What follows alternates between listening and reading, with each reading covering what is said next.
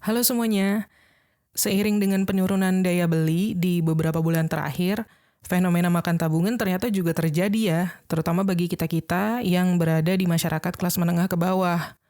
Dilihat dari data distribusi simpanan yang dirilis oleh Lembaga Penjamin Simpanan, tercatat bahwa nominal tabungan masyarakat di bawah 100 juta itu pertumbuhannya paling sedikit di sepanjang tahun belakangan dibanding kelompok simpanan lainnya. Dan kalau menurut Direktur Eksekutif Center of Reform in Economic atau CORE, Muhammad Faisal, ada dua tipe orang yang makan tabungan. Tipe yang pertama yaitu yang menggunakan sebagian tabungan untuk biaya hidup sehari-hari. Sementara tipe yang kedua yaitu yang masih bisa menyisihkan gaji untuk ditabung tapi jumlahnya nggak sebesar sebelumnya. Nah, di antara dua tipe itu, kalian termasuk yang mana? Tapi ya apapun itu, sekarang PR-nya adalah apa sih yang bisa kita lakukan untuk meminimalisir makan tabungan ini? Karena kan tabungan adalah salah satu komponen penting untuk membangun masa depan kita, masa depan finansial kita masing-masing. Tapi sebelum kita masuk ke pembahasan soal tips-tipsnya, aku mau coba breakdown dulu ya beberapa gejala kalau kalian itu udah makan tabungan di level akut, atau dalam kata lain, udah kebanyakan makan tabungan. Tanda yang pertama, yaitu frekuensi tarik tunai meningkat drastis. Di awal bulan, biasanya kita tuh masih santai, nggak terlalu sering narik uang dari tabungan, karena gaji baru masuk. Tapi, semakin mendekati akhir bulan, dompet mulai tipis, dan ATM jadi tempat andalan untuk narik uang tambahan. Misalnya, kalian gajiannya tanggal 1, dan narik uang secukupnya untuk minggu pertama. Tapi, tiba-tiba, minggu ketiga, kalian udah sering bolak-balik ATM karena uang di dompet udah habis buat nongkrong, buat belanja, atau buat bayar tagihan yang nggak terduga. Padahal seharusnya cukup untuk sampai di akhir bulan, tapi entah kenapa tabungan jadi sumber bantuan darurat yang terus-terusan kepake. Lalu tanda yang kedua, transaksi e-wallet atau kartu debit jadi lebih sering. Biasanya kan kita punya budget khusus ya untuk belanja dan keperluan harian. Tapi kalau lagi mepet, mulai deh bayar ini itu langsung dari tabungan. Penggunaan e-wallet dan kartu debit langsung dari rekening tabungan itu semakin sering dan makin banyak notifikasi saldo masuk keluar. Misal contohnya ketika kalian mau beli kopi, tapi uang cash atau saldo e-wallet yang biasa kalian pakai itu udah habis. Akhirnya kalian langsung pakai kartu debit untuk bayar. Ini nggak cuma sekali dua kali terjadi, tapi hampir setiap hari. Mulai dari belanja di minimarket, bayar ongkos ojek online, sampai jajan di luar, itu semua langsung dari rekening tabungan. Lama-kelamaan, saldo tabungan jadi terkuras tanpa terasa. Next, tanda yang ketiga, saldo semakin lama semakin menipis. Ini tanda paling jelas sih. Biasanya kan saldo tabungan masih aman sampai gajian berikutnya. Tapi sekarang semakin lama semakin menipis tanpa ada pengeluaran besar yang signifikan. Dari sini kelihatan banget kalau uang yang sebenarnya buat jaga-jaga malah terpakai untuk keperluan sehari-hari. Misal, saldo tabungan kalian di bulan-bulan sebelumnya itu stabil di angka 5 juta. Tapi beberapa bulan belakangan, saldo kalian terus turun jadi 4 juta, terus 3 juta, terus bahkan sekarang di bawah 2 juta. Padahal nggak ada pengeluaran besar-besaran kayak beli gadget atau bayar cicilan. Artinya, saldo tabungan kalian pelan-pelan terkikis untuk menutup kebutuhan sehari-hari, yang sebenarnya nggak terlalu mendesak kalau lebih bisa diatur. Next, tanda yang keempat, pinjaman pay later atau kartu kredit mulai nggak dibayar secara full. Biasanya kalau ada cicilan atau tagihan kartu kredit, kalian bisa bayar lunas setiap bulan, biar nggak kena bunga tambahan. Tapi, kalau cash flow mulai bermasalah, kalian jadi cuma bayar minimum atau bahkan nunggak telat bayarnya. Ini tanda kalau keuangan kalian udah mulai nggak stabil dan mau nggak mau harus ngambil dari tabungan buat nutupin kebutuhan yang lain. Contohnya, misalnya kalian punya tagihan pay later dari belanja online bulan lalu sebesar 500.000. Dan kalau sebelum-sebelumnya kalian itu selalu bisa bayar lunas karena udah dianggarkan setiap bulan dari gaji, tapi sekarang kalian hanya mampu bayar minimum 100.000 misalnya karena pengeluaran bulan ini lebih banyak dari biasanya. Atau malah telat bayar beberapa hari karena nggak punya cukup uang. Akibatnya, sisa tagihan semakin menumpuk dan bunganya juga semakin bertambah. Dan tabungan pun jadi andalan buat nutup kekurangan itu. Lanjut, tanda yang kelima, nggak ada lagi cadangan untuk keperluan darurat. Dana darurat biasanya jadi pelindung buat hal-hal yang nggak terduga, kayak biaya kesehatan atau kebutuhan mendesak. Tapi kalau keadaan udah benar-benar mepet, dana darurat mulai kepake untuk kebutuhan sehari-hari, entah buat bayar tagihan rumah, belanja bulanan, atau gaya hidup yang sebenarnya nggak mendesak. Sebagai contoh, misalnya bulan ini kalian ada pengeluaran ekstra karena motor harus masuk bengkel. Tapi karena tabungan darurat kalian udah kepake buat bayar listrik dan belanja bulanan, sekarang dana untuk perbaikan motor udah nggak ada. Ini bikin kalian jadi bingung dan malah kepikiran untuk ngambil dana darurat tambahan dari investasi atau aset lain yang seharusnya nggak disentuh kecuali kepepet banget. Next, tanda yang keenam, pengeluaran untuk hal-hal kurang penting tetap jalan. Kadang ya, meskipun keuangan lagi sulit, ada aja alasan buat tetap beli barang-barang yang kurang penting. Entah itu buat jaga gengsi atau sekadar buat feel good sesaat. Pengeluaran buat barang lifestyle tetap berjalan tanpa mempertimbangkan kondisi tabungan yang semakin menipis. Misalnya, gaji kalian bulan ini udah nyaris habis, padahal masih pertengahan bulan. Tapi kalian tetap beli sepatu baru yang sebenarnya nggak terlalu butuh, cuman karena lagi diskon. Atau nongkrong sama temen di kafe yang fancy karena malu kalau nggak ikutan. Akhirnya, setiap pengeluaran kecil yang nggak esensial ini malah bikin saldo tabungan kalian semakin terkuras tanpa terasa. Terus, tanda yang ketujuh, nggak ada pemasukan ekstra yang menambah tabungan. Biasanya kan kalau ada pendapatan tambahan kayak dari freelance, komisi, atau kerjaan sampingan, uangnya bisa langsung masuk tabungan. Tapi kalau udah mulai makan tabungan, pendapatan ekstra ini malah nggak sempat di-save sama sekali dan langsung kepake untuk nutupin kebutuhan sehari-hari. Artinya, aliran dana ke tabungan jadi terhambat. Misalnya, kalian punya tambahan income 500.000 setiap bulan dari proyek freelance. Idealnya, uang ini bisa langsung disimpan di tabungan. Tapi karena bulan ini pengeluaran udah banyak banget, akhirnya uang itu kepake buat bayar tagihan listrik atau belanja harian. Jadi, pemasukan tabungan yang harusnya jadi cadangan buat ke depannya, malah habis buat nutup kebutuhan sekarang. Lanjut, tanda yang ke-8, susah untuk menabung kembali setelah terpakai. Biasanya, kalau tabungan sempat terpakai, kita kan berencana untuk balikin uangnya lagi nanti. Tapi kenyataannya, selalu ada alasan untuk menunda, entah itu karena ada pengeluaran mendesak atau kebutuhan lain yang dirasa lebih penting. Akhirnya apa? Saldo tabungan nggak pernah benar-benar balik ke jumlah awal. Contoh, misalnya kalian kepikiran buat nambah saldo tabungan di bulan berikutnya karena sebelumnya kepake buat biaya kesehatan. Tapi pas begitu udah gajian, selalu ada pengeluaran nggak terduga kayak biaya servis motor atau traktir makan keluarga. Jadi, janji ke diri sendiri untuk balikin uang yang udah kepake di tabungan itu jadi tertunda terus. Lama-lama, kalian nggak sempat nabung lagi karena uangnya selalu habis buat kebutuhan lain. Next, tanda yang ke-9, investasi dijual karena butuh uang cepat. Kalau keadaan udah mendesak banget, biasanya tabungan aja tuh nggak cukup. Akhirnya, aset investasi yang biasanya disimpan buat jangka panjang, kayak emas, reksadana, atau saham, mulai dicairkan. Padahal, investasi ini harusnya nggak dicairkan kecuali ada kebutuhan yang sangat-sangat mendesak ya. Kayak misalnya, kalian punya reksadana yang udah diinvestasikan selama beberapa tahun.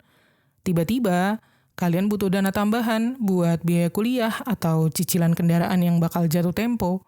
Akhirnya, meskipun berat, kalian jual reksadana itu buat nutupin biaya ini. Keputusan ini mungkin membantu di saat itu, tapi juga bikin investasi jangka panjang kalian kepotong di tengah jalan. Dan tanda yang ke-10, utang atau pinjaman online mulai diakses. Nah, ini nih tanda paling serius kalau tabungan udah benar-benar menipis. Di saat tabungan udah habis dan pemasukan nggak lagi bisa menutupi kebutuhan harian, kalian jadi tergoda untuk pinjam uang dari platform pinjol, pinjaman online. Ini langkah yang sebenarnya bisa bikin kondisi finansial kalian semakin buruk karena harus bayar cicilan plus bunga.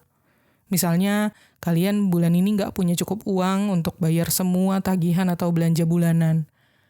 Jadi, kalian ambil pinjaman di aplikasi pinjol dengan harapan bisa menutupi pengeluaran sementara.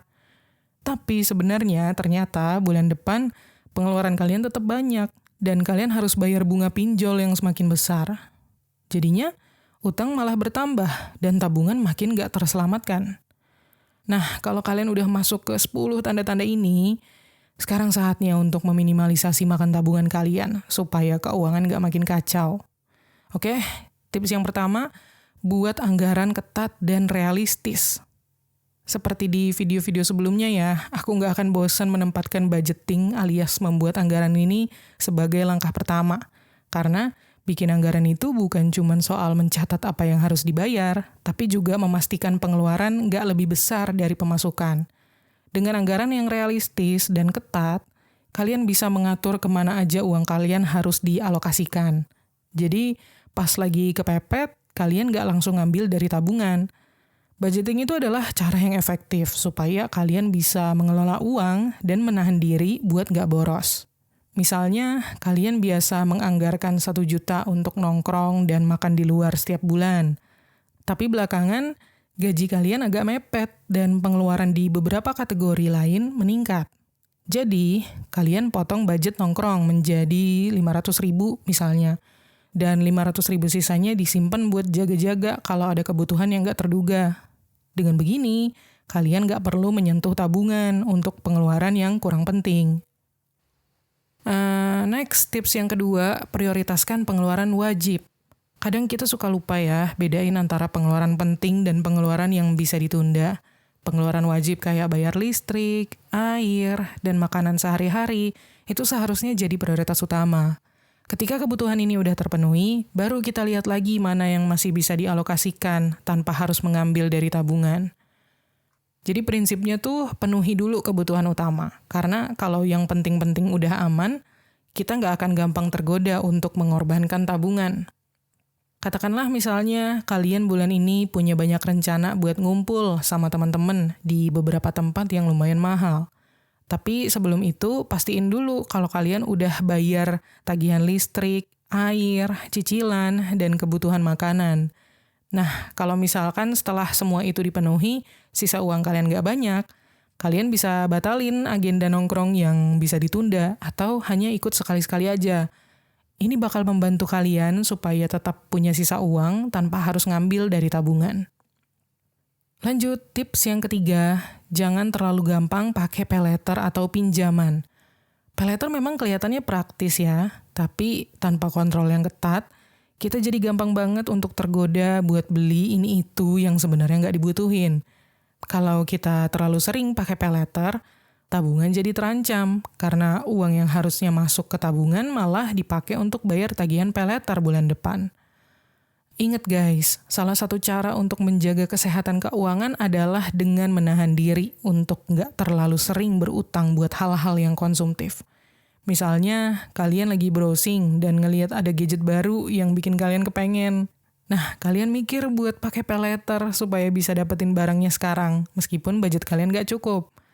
Tapi, kalau kalian sadar bahwa itu bakal mengganggu cash flow bulan depan kalian, dan malah bikin tabungan kalian bisa terkuras karena harus bayar paylater besar tabungannya, kalian gak akan jadi beli gadget baru itu dan fokus pakai uang yang ada untuk kebutuhan yang lebih penting. Next, tips yang keempat, cari sumber pendapatan tambahan. Saat keuangan lagi seret, memang salah satu solusi paling efektif adalah dengan mencari pemasukan tambahan ya. Ini penting banget supaya kebutuhan bisa tetap tercukupi tanpa harus bolak-balik ngambil dari tabungan. Penghasilan tambahan ini bisa datang dengan banyak cara ya, lewat kerja sampingan, jual barang-barang pre-loved, atau usaha kecil-kecilan ya. Misalnya kalau kalian punya keahlian desain grafis atau nulis artikel ya, di sela-sela waktu pekerjaan utama atau kuliah, kalian bisa ambil proyek-proyek kecil buat nambah penghasilan. Nah, setiap bulan dari penghasilan tambahan ini, kalian bisa nutupin beberapa kebutuhan harian atau disimpan buat jaga-jaga. Jadi, kalau pengeluaran kalian tiba-tiba meningkat, kalian nggak perlu langsung nyentuh tabungan karena ada pemasukan tambahan yang membantu menopang pengeluaran kalian. Next, tips yang kelima, masak di rumah. Ini fix salah satu cara paling simpel dan ampuh sih buat hemat pengeluaran. Kebiasaan ini bisa bikin pengeluaran makan jadi jauh lebih kecil dibandingkan kalau sering jajan di luar. Selain lebih hemat, masak di rumah juga lebih sehat dan bisa disesuaikan sama kebutuhan. Karena pengeluaran makanan itu bisa jadi pos terbesar ya kalau nggak kita kendalikan dengan baik, apalagi kalau sering jajan di luar. Misal kalian biasanya jajan kopi setiap hari harganya 25.000, belum lagi makan siang di luar yang bisa habis 30.000. Kalau sehari-hari ini dikumpulin, sebulan kalian bisa keluar ratusan ribu hanya untuk makan dan minum. Nah, dengan mulai masak atau bawa bekal, uang jajan bisa dihemat, dan sisa uangnya bisa disimpan buat hal yang lebih penting atau malah buat top up tabungan kalian.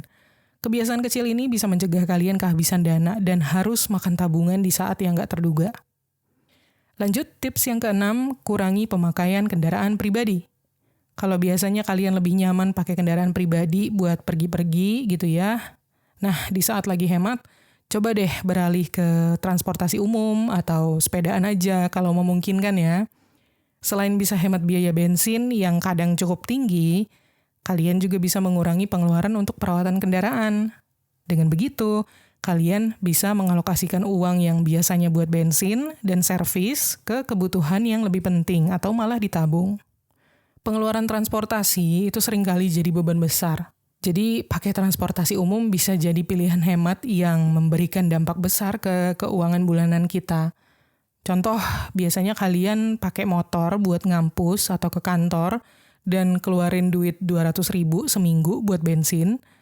Artinya kan sebulan kalian bisa keluar sekitar 800.000 cuman buat bahan bakar. Nah, dengan naik transportasi umum atau naik sepeda yang biayanya lebih murah, kalian bisa potong pengeluaran bensin ini jadi setengahnya. Sisa uangnya bisa kalian pakai buat kebutuhan lain, dan tabungan tetap aman karena pengeluaran transportasi nggak lagi terlalu besar.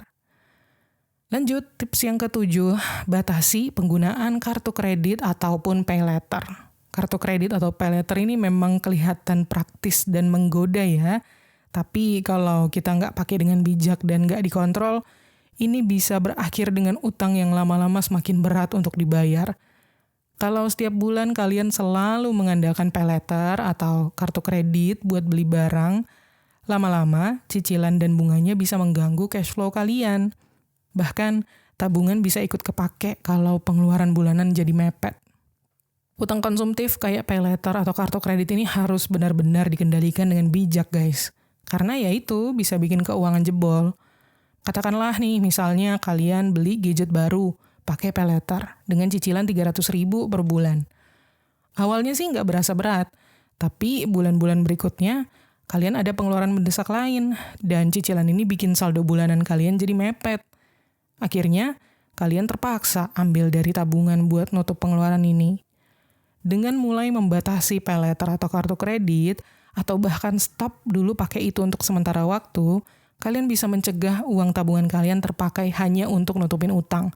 Dan kalian lebih fokus menggunakan uang sesuai kemampuan, supaya keuangan kalian tetap aman. Lanjut, tips yang ke-8. Coba buat no spend day. No spend day ini artinya kalian bisa menentukan beberapa hari dalam sebulan untuk nggak belanja sama sekali. Ini hari-hari yang benar-benar kalian dedikasikan untuk nggak ada pengeluaran sama sekali, kecuali yang penting-penting banget kayak makan di rumah atau kebutuhan dasar. Ini efektif loh buat bikin kalian sadar kalau ternyata kalian sering belanja hal-hal yang nggak terlalu perlu. Saat kalian udah rutin bikin no spend day, kalian otomatis lebih terkontrol untuk nggak terlalu sering menyentuh tabungan buat hal-hal yang konsumtif. Mengontrol pengeluaran itu nggak selalu soal bikin list budget, tapi juga tentang menahan diri untuk nggak beli hal-hal yang sebenarnya nggak dibutuhkan. Misalnya, kalian pilih 2 hari dalam seminggu ya, buat nggak keluar uang sama sekali. Jadi di hari-hari itu kalian nggak jajan, nggak beli barang apapun, dan hanya masak sendiri di rumah. Ntar kalian bakal sadar kalau ternyata bisa loh hidup tanpa selalu mengeluarkan uang setiap hari. Dengan cara ini, kalian bisa lebih menjaga tabungan supaya nggak terpakai untuk hal-hal kecil yang seringkali bikin keuangan bocor. Next, tips yang ke-9. Cari hiburan yang gratis atau murah. Hiburan nggak harus mahal buat bikin kita happy. Banyak banget aktivitas yang murah atau bahkan gratis tapi tetap seru. Kayak misalnya nonton film di rumah, piknik di taman, atau datang ke event-event gratis di kota kalian. Ini sangat membantu supaya kalian bisa tetap happy, meskipun dalam keadaan menghadapi kondisi ekonomi yang sulit, dan tanpa harus makan tabungan buat hal-hal yang sebenarnya bisa diakalin. Ingat guys, bijak dalam memilih hiburan adalah cara sederhana untuk menyelamatkan tabungan kita, apalagi di saat kita perlu ekstra berhemat. Sebagai contoh, misalnya kalian biasanya itu nonton bioskop setiap weekend, dan bisa habis 50.000 sampai 100.000 sekali jalan. Nah, sebagai gantinya, kalian nonton film di rumah aja, sambil kumpul bareng keluarga atau teman-teman. Dan kadang-kadang kalian juga bisa piknik di taman kota yang gratis dan bawa bekal sendiri, jangan lupa. Dengan cara ini, kalian tetap bisa punya waktu santai tanpa membuat saldo tabungan kalian terkuras buat hal-hal yang sebenarnya bisa dihemat. Lanjut, tips ke-10. Gunakan dana darurat hanya untuk keadaan mendesak. Dana darurat itu sejatinya untuk situasi yang benar-benar nggak terduga, kayak misalnya kena musibah, keperluan medis mendadak, atau kehilangan pekerjaan. Nah, kalau setiap kebutuhan yang sedikit mendesak terus kita langsung ambil dari dana darurat, lama-lama dana ini bakalan habis, dan akhirnya kita makan tabungan. Dana darurat itu seharusnya digunakan secara bijak dan jangan asal dipakai. Kalian wajib fokusin dana ini untuk keadaan genting yang nggak bisa kalian atasi dengan pendapatan bulanan. Misalnya, kalian tiba-tiba pengen banget ganti gadget karena yang lama udah agak lemot, tapi sebenarnya belum terlalu mengganggu, masih berfungsi dengan baik. Kalau kalian pakai dana darurat yang udah kalian simpan untuk beli gadget baru, ya itu namanya bukan keputusan yang bijak ya. Karena gadget ini kan bukan situasi darurat. Kalian masih bisa nabung sedikit demi sedikit untuk upgrade di kemudian hari. Dengan begitu, dana darurat kalian tetap aman dan bisa kalian pakai kalau ada kebutuhan mendesak yang benar-benar nggak bisa ditunda. Lanjut, tips yang ke-11. Maksimalkan penggunaan kupon dan diskon. Diskon dan kupon memang sangat membantu untuk berhemat, terutama kalau ekonomi lagi sulit. Tapi ada triknya. Kalian harus bijak, jangan cuma tergoda karena ada diskon yang besar. Jadi fokuskan manfaat diskon itu untuk kebutuhan sehari-hari, bukan buat barang-barang yang sebenarnya nggak terlalu dibutuhin. Jangan sampai karena ada diskon kalian malah boros karena beli yang nggak penting. Misalnya kalian dapat notifikasi diskon 50% di e-commerce untuk produk fashion. Nah, daripada langsung check out banyak barang, kalian pikirin dulu, pertimbangin dulu matang-matang apakah itu benar-benar kalian perlukan. Manfaatin diskon itu hanya untuk beli keperluan yang udah masuk daftar prioritas kalian, kayak kebutuhan pokok atau alat sehari-hari yang benar-benar kalian perlukan. Jadi, dompet tetap aman dan kalian nggak perlu yang namanya makan tabungan buat belanja yang nggak penting. Lanjut, tips ke-12. Buat daftar prioritas pengeluaran. Ketika ekonomi lagi nggak stabil, penting banget ya untuk bedain mana pengeluaran yang benar-benar penting dan mana yang bisa ditunda. Membuat daftar prioritas pengeluaran akan membantu kalian untuk fokus ke kebutuhan utama dulu, kayak biaya makanan, transportasi, ataupun cicilan. Jadi, kalian nggak asal-asalan ngeluarin duit buat hal-hal yang bisa menunggu, bisa ditunda-tunda. Misalnya, kalian punya rencana untuk beli sepatu gitu ya, tapi ketika kalian cek lagi, ternyata pengeluaran kalian bulan ini untuk kebutuhan pokok udah cukup besar. Nah, dengan memiliki daftar prioritas, kalian kan jadi bisa sadar kalau sepatu itu bisa menunggu sampai kondisi keuangan lebih longgar. Kalian jadi tetap bisa menahan diri untuk nggak makan tabungan hanya karena tergoda belanja barang yang bukan kebutuhan mendesak. Next, tips yang ke-13. Jual barang-barang yang sudah nggak terpakai. Barang-barang yang udah jarang banget kalian pakai, sebenarnya bisa jadi sumber pemasukan yang berguna banget guys. Terutama pas lagi butuh ekstra uang untuk nambah penghasilan. Daripada barang-barang itu cuman nganggur, numpuk aja di rumah, coba kalian jual ke platform jual beli Preloved. Dengan cara ini, kalian bisa dapetin uang tambahan tanpa harus menguras tabungan. Misalnya kalian punya beberapa baju yang masih bagus, tapi udah jarang kalian pakai. Daripada dibiarin nggak kepake di lemari, terus berjamur, mending kalian foto terus jual di platform jual Preloved. Dari penjualan barang-barang ini, kalian bisa dapetin uang tambahan untuk kebutuhan bulanan atau bahkan bisa nabung lebih banyak dari situ. Jadi tanpa harus ngambil uang dari tabungan, kalian punya tambahan pemasukan yang membantu keuangan. Lanjut, tips yang ke-14. Terapkan gaya hidup minimalis. Gaya hidup minimalis ini bukan cuma soal punya sedikit barang ya, tapi juga tentang mengubah pola pikir supaya nggak selalu membeli sesuatu hanya karena ingin atau tergoda tren. Dengan mindset minimalis, kalian fokus ke barang atau kebutuhan yang beneran penting dan bermanfaat untuk jangka panjang. Percaya deh, ini otomatis ngurangin godaan belanja yang nggak perlu, sehingga tabungan kalian tetap aman. Gaya hidup minimalis itu bisa disebut sebagai kunci ya, supaya kita bisa mengontrol pengeluaran, apalagi di saat finansial lagi seret. Dan selain membantu keuangan, plusnya lagi adalah minimalisme itu bikin hidup lebih simpel. Misalnya nih, kalian dulu sering beli dekorasi atau barang-barang estetik buat di kamar kalian karena pengen punya feed Instagram yang oke gitu ya. Tapi dengan gaya hidup minimalis, kalian jadi lebih pilih-pilih barang.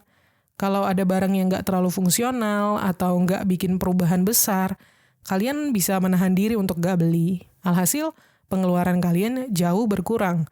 Dan kalian bisa nyimpan uang itu untuk kebutuhan utama atau tabungan. Dan tips yang ke-15, pantau pengeluaran harian. Mengawasi pengeluaran harian adalah langkah penting guys, supaya kalian sadar kemana aja uang kalian lari setiap hari. Sering kita ngerasa kalau pengeluaran kita tuh banyak yang sepele, padahal kalau di total-total setiap hari jumlahnya bisa bikin kantong jebol. Dengan mencatat dan memantau pengeluaran harian, kita jadi lebih waspada dan punya alarm kalau mulai boros. Katakanlah misalnya kalian sering jajan kopi atau beli cemilan setiap sore sepulang kerja. Nah, begitu kalian udah mulai mencatat pengeluaran, kalian sadar bahwa ternyata dalam sebulan itu pengeluaran jajanan kecil-kecil ini kalau di total bisa hampir 500.000 sendiri misalnya. Dengan mengetahui pengeluaran ini, kalian bisa ngerem jajan harian dan menabung lebih banyak. Kalian jadi lebih mengerti bahwa tanpa mencatat, kalian kadang nggak sadar lagi makan tabungan untuk hal-hal yang kelihatannya kecil, tapi sebenarnya besar. Jadi itu dia tips-tips yang bisa kalian coba supaya nggak terlalu banyak makan tabungan, meskipun ekonomi sekarang lagi sulit. Ingat, menjaga kesehatan finansial itu bukan cuma soal penghasilan, tapi juga soal bijak mengelola apa yang kita punya.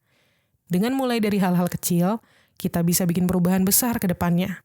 Oke, segitu dulu video kali ini. Semoga bermanfaat dan terima kasih udah nonton.